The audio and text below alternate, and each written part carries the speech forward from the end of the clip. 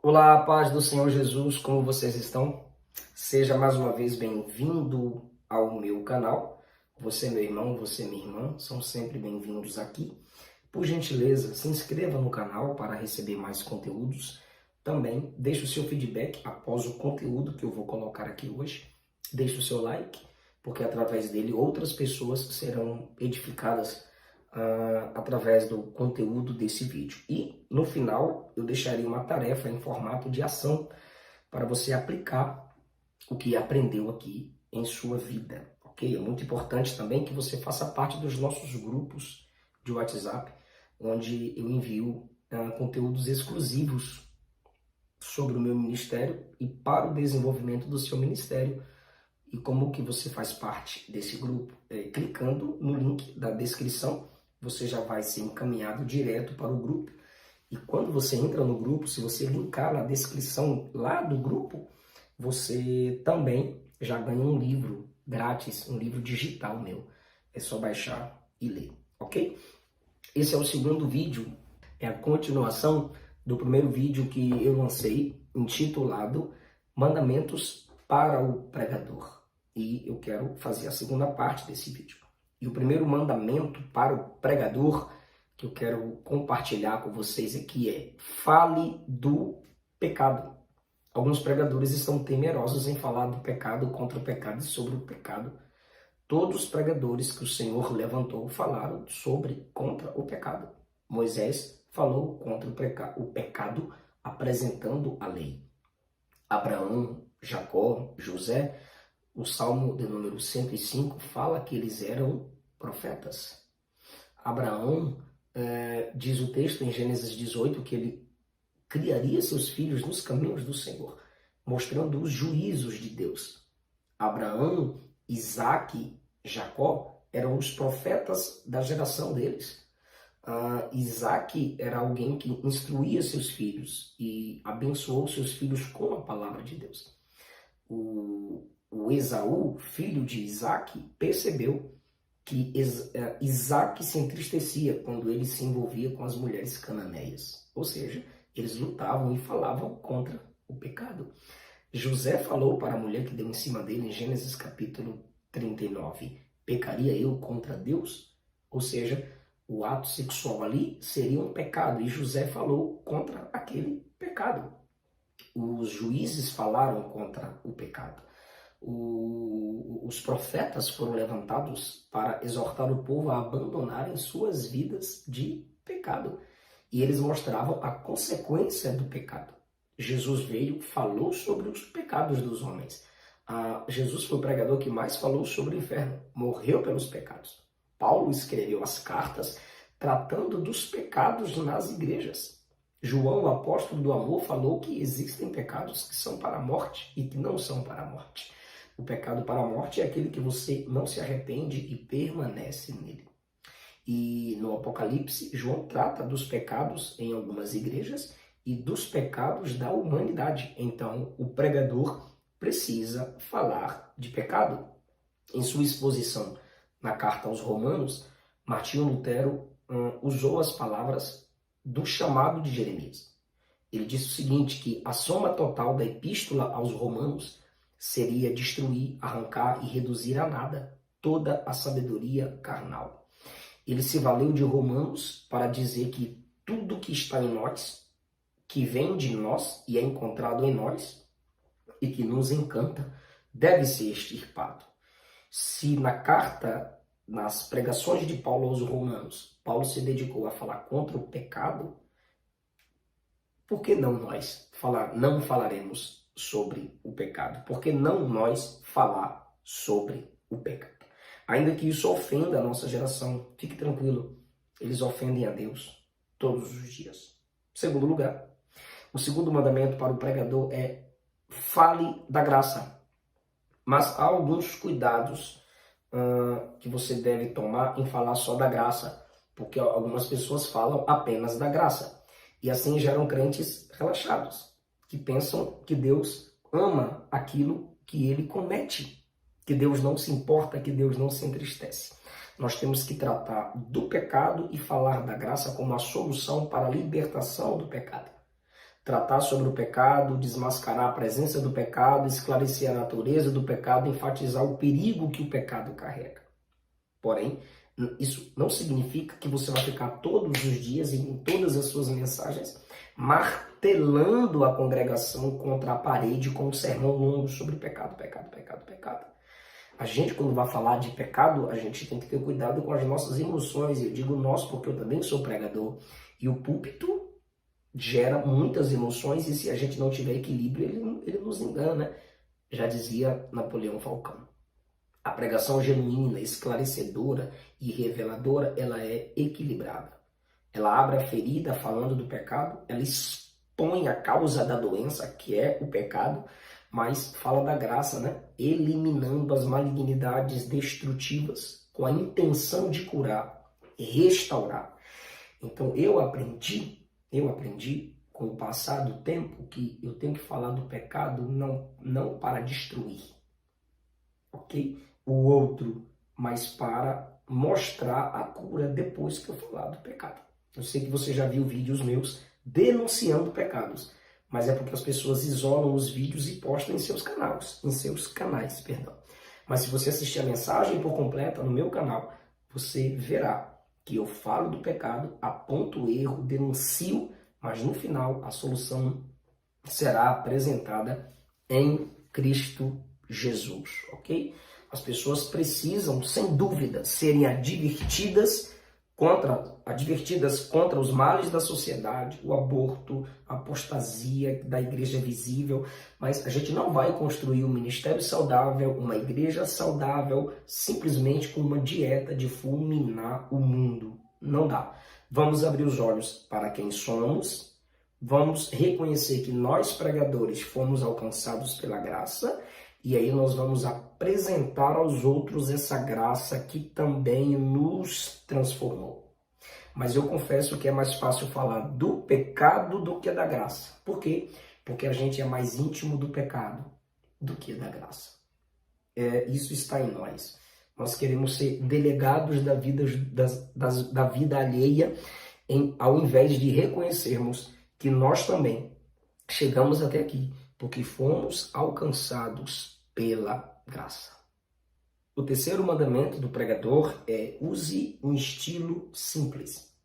Essa é uma expressão familiar, é associada particularmente com o contraste entre a literatura eloquente da tradição do alto anglicanismo, ou seja, os pregadores anglicanos, e o estilo simples dos puritanos do século XVI.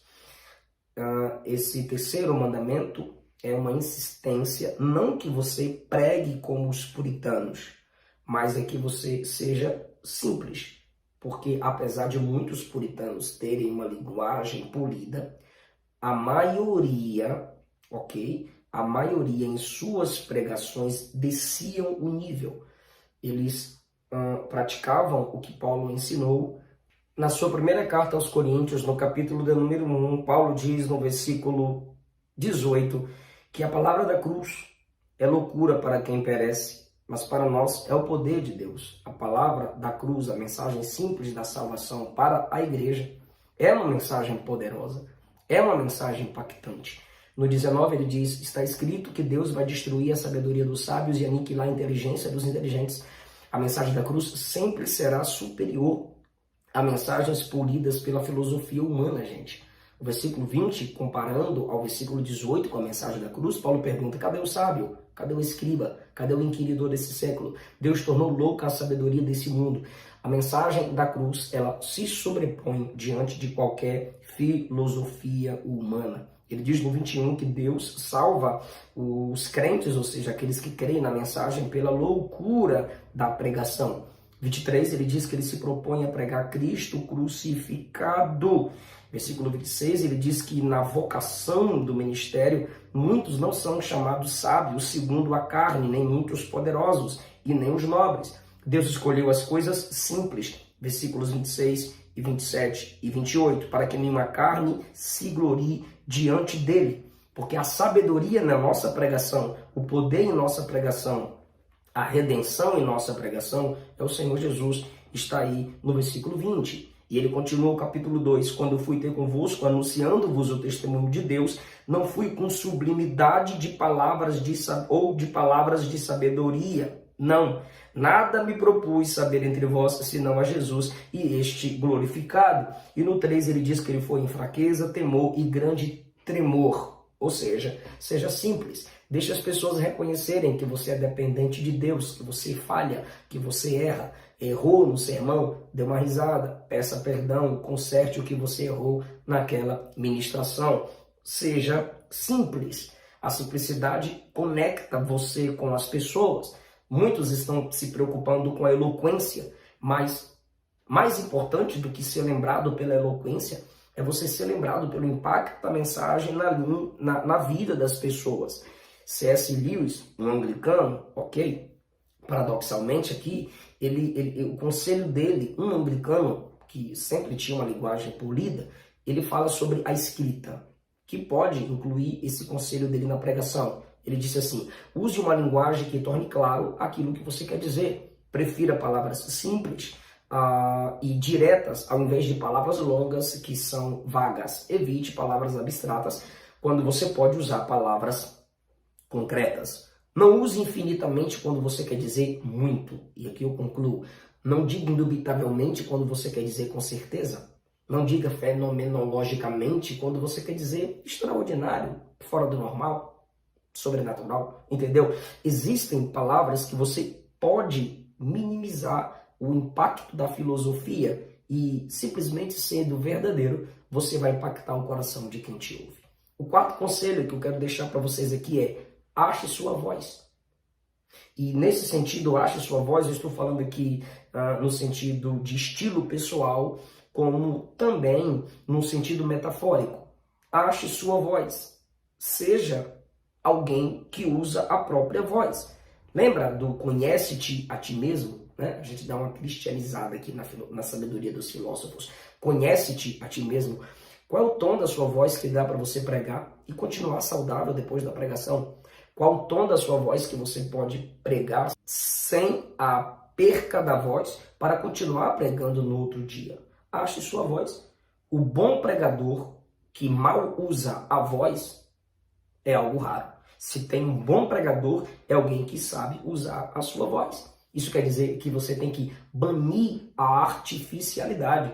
Já dá para você ouvir pregadores que você vai ouvindo o camarada, claro, o pregador pentecostal ele tem algumas ênfases, mas existem pregadores que você escuta e você diz: não, será que essa mulher fala assim com o marido dela dentro de casa? Será que esse cara comunica assim com os amigos dele? Na introdução do sermão o cara tá berrando,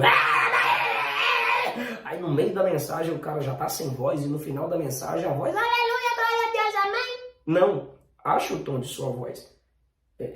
A homilética vai te ensinar o momento certo de você impor a voz, aumentar a voz, mas volte ao normal para que as pessoas conheçam o seu estilo e te identifiquem, mesmo sem te ver, e quando te ouvir, souberem quem está pregando.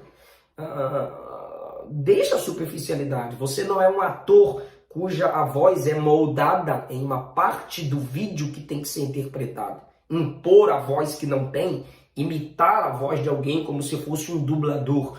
Isso te torna hipócrita. Como a gente foi criado à imagem e semelhança de Deus para louvar o seu nome, falar de sua palavra, requer que a gente faça de tudo que pudermos para termos recursos e comunicarmos com aquilo que o Senhor nos deu. Se escute quem saiba controlar a voz. Isso vai te ajudar também a se controlar. Ouvir outros pregarem é importante. Ouvir outros pregando é importante, mas quando você ouvir algum pregador, você tem que escutá-lo com os dois ouvidos abertos.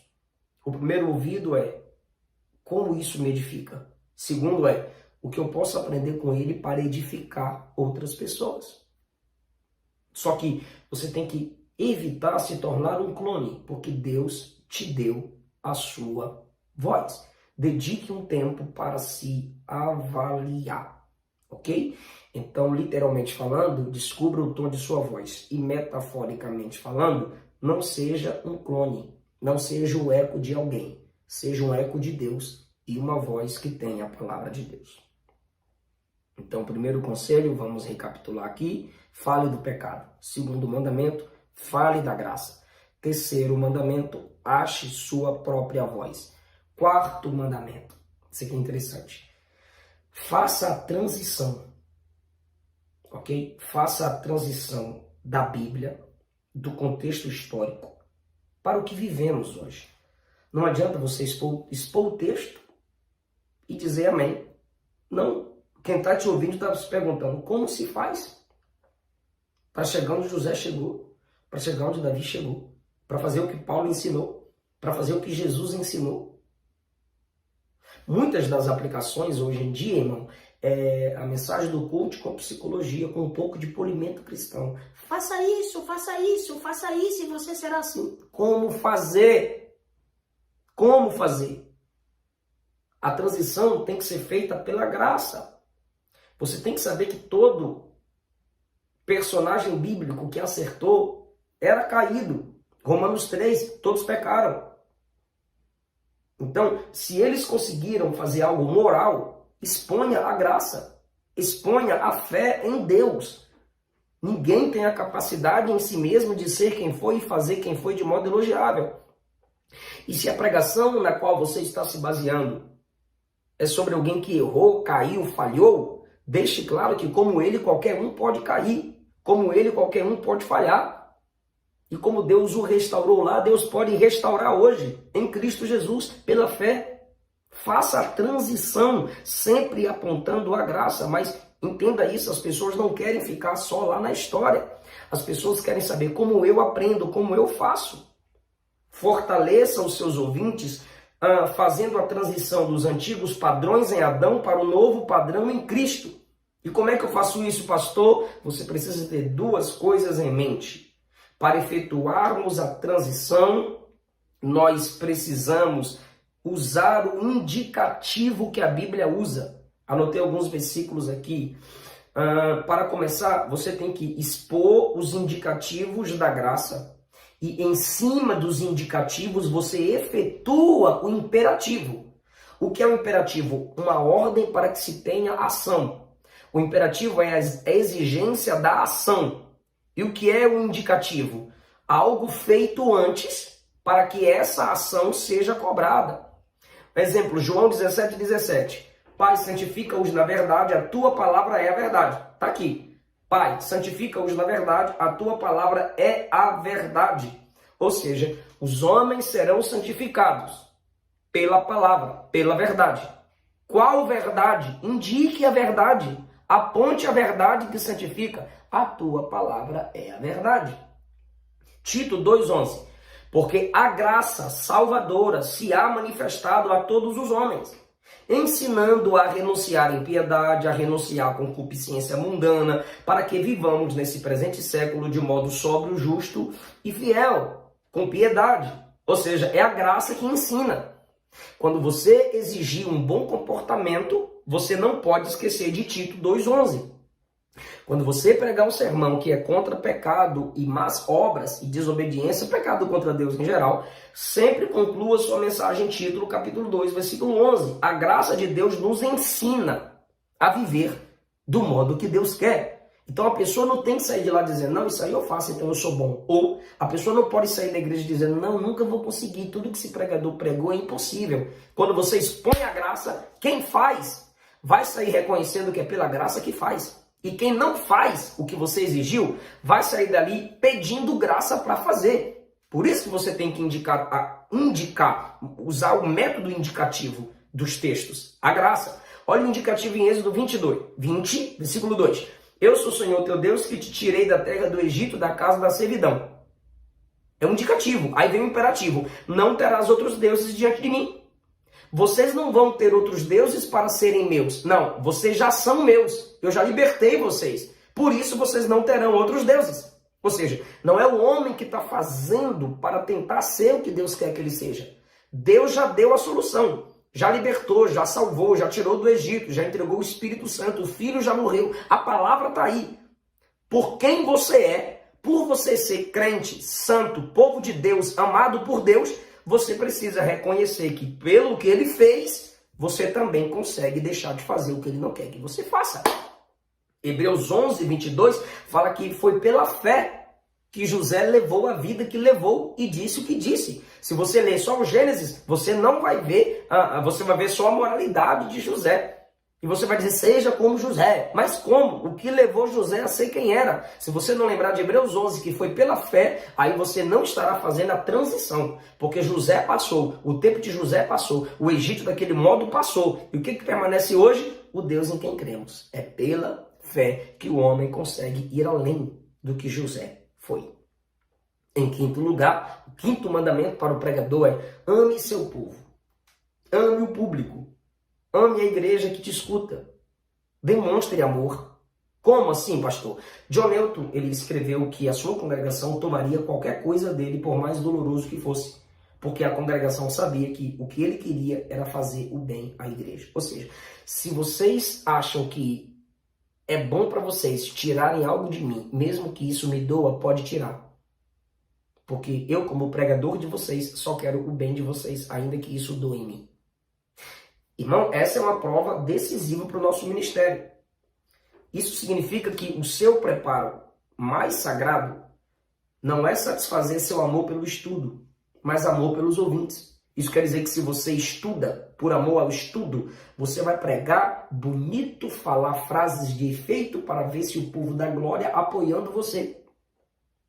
Mas se você ama a igreja, se você ama o público que te escuta, você vai se preparar para pregar um sermão que mude a vida das pessoas. Então, o preparo bíblico verdadeiro é uma demonstração de amor pelos ouvintes. Pregador que não estuda, pregador que prega um sermão, 2, 3, 4, no máximo 5, o ano inteiro, 365 dias, você pregando 1, 2, 3, 5 sermões. A Bíblia tem 66 livros e você prega no máximo 5 sermões? Não, meu filho, você ama a sua performance. Você ama o barulho que o povo dá apoiando suas palavras e frases decoradas de efeito. Você não ama a igreja, você não respeita a igreja. Quem ama o povo dá alimento saudável, bíblico e verdadeiro. Quem ama o povo conduz o povo não a si, mas a Deus. Olha o que Paulo disse, 2 Coríntios, capítulo 4, versículo 5. 2 Coríntios, capítulo 4, versículo 5. Nós não pregamos a nós mesmos. Quando é que o pregador prega a si mesmo? É quando ele fala mais de si do que de Jesus. É quando ele tem um gingado, quando ele dança mais, ou seja, quando ele dança demais, se mexe demais, ele se torna um ator no púlpito. Ele não tem seriedade, ele não respeita o momento, ele não respeita a tribuna, ele não respeita o público. Ele quer que as pessoas vejam nele um showman e não um expositor das escrituras, um mensageiro que está se sobrepondo à mensagem. Nós não pregamos a nós mesmos, mas a Cristo Jesus como o Senhor e nós mesmos como vossos servos. Por amor de Jesus, Paulo está dizendo, eu prego me apresentando como servo de vocês. Pregador, não é porque você está em pé que você é superior à igreja, ao contrário. Quando você entra num restaurante, você senta e o garçom fica em pé. Então quem serve são aqueles que ficam em pé. Por isso que o pregador fica em pé para pregar. Porque o pregador em pé, ele é servo da igreja, ele é servo da mensagem. Por amor. 1 Tessalonicenses, capítulo 2, versículo 8, olha esse exemplo de Paulo. Estudando Paulo, eu estou crescendo a cada dia. O que eu estou falando aqui com vocês, gente, eu vim aprendendo. Você pode ver muitos erros meus em mensagens antigas, ok? Mas eu não parei de pregar, eu vim me aperfeiçoando. Depois dos sermões, pastores com amor iam me exortando, fui montando minha biblioteca com livros indicados por mestres, ok? Você não pode comprar livro que vem na sua cabeça ou que simplesmente o cara da livraria indica. Não, vai comprando livro que... Depois eu falo sobre isso. 1 Tessalonicenses, capítulo 2, versículo 8. Ele diz assim, versículo 7. Bora ler do 6. Bora ler do 5. A partir do 5. Bem sabeis, nunca usamos de palavras lisonjeiras. Tem pregador que ele usa palavras lisonjeiras, macias, só para te enganar. Nem houve pretexto de avareza. O negócio dele é vender. O negócio dele é o dinheiro. O negócio dele é quanto você vai me dar. Será que eu vou deixar a porta aberta? Será que eu vou ganhar mais dinheiro depois dessa mensagem que eu alegro as pessoas ao invés de edificar as pessoas? Eu não tô contra aqui a oferta, não estou contra aqui a venda de livro. Eu estou contra aqui o propósito final do pregador em rebaixar o nível da mensagem séria para agradar certos ouvintes que não são ouvintes certos. Ok? Deus é testemunha, Paulo está dizendo. Não buscamos glórias dos homens. Glória aqui é elogio dos homens ou permissão dos homens para falar o que fala. Nem de vós, nem de outros. Então, às vezes, falar isso aqui pode parecer falta de amor. Como você não busca elogio de homem, reconhecimento de homem, nem de outros? Assim que podíamos. Paulo dizia, eu até posso. Como apóstolo de Cristo, servos pesados. Eu poderia ser mais pesado a vocês. Eu poderia usar autoridade sobre vocês. Porque eu sou apóstolo, eu estou com a mensagem, eu sou o escolhido de Deus, eu estou debaixo da unção. Mas eu fui brando entre vós. Como a ama que cria seus filhos. Assim nós, sendo-vos tão afeiçoados de boa vontade, quiséramos comunicar-vos não somente o evangelho de Deus, mas ainda nossas próprias almas. Porquanto nós nos éreis, vocês eram para nós muitos queridos. Paulo está dizendo assim, eu amei vocês e eu não fui brando em outras igrejas, mas com vocês eu fui. Eu não usei autoridade apostólica para exigir certas coisas de vocês, mas por amor eu não exigi. É uma parte do ministério de Paulo que você pode aplicar no seu ministério. Se esforce para amar o público que te ouve. Assim como nós morremos e vivemos em Jesus, na pregação em grande escala, também existe uma conjunção. A mensagem transmitida pelo pregador se conforma com a graça de Deus. Por isso que Paulo diz aos Coríntios capítulo 5, versículo 20, que quando estamos pregando, é como se Deus estivesse fazendo exortação através de nós. Ame a igreja que está te escutando. Ame a igreja. Às vezes você pode contar uma história engraçada. Às vezes, se você for rir de alguém, ria de si mesmo. Tem outro vídeo meu aqui sobre o uso do humor na pregação.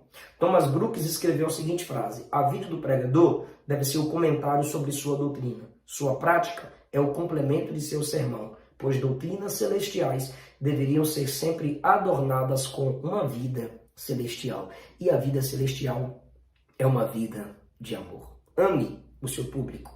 Queridos, lembra que eu falei no início que eu daria uma tarefa em forma de ação? Você vai pegar suas anotações, você vai pegar seus sermões e perguntar: cadê a mensagem do pecado? Cadê a mensagem da graça? Você vai olhar e dizer: qual esboço meu eu consegui fazer a transição de lá para cá, apresentando a graça, que é Deus que faz isso? E qual mensagem minha eu me preparei demonstrando o amor pelo estudo ou pelo público? Você vai se conhecer, você vai se analisar. Que Deus te abençoe. Até o nosso próximo vídeo. Se inscreve no canal.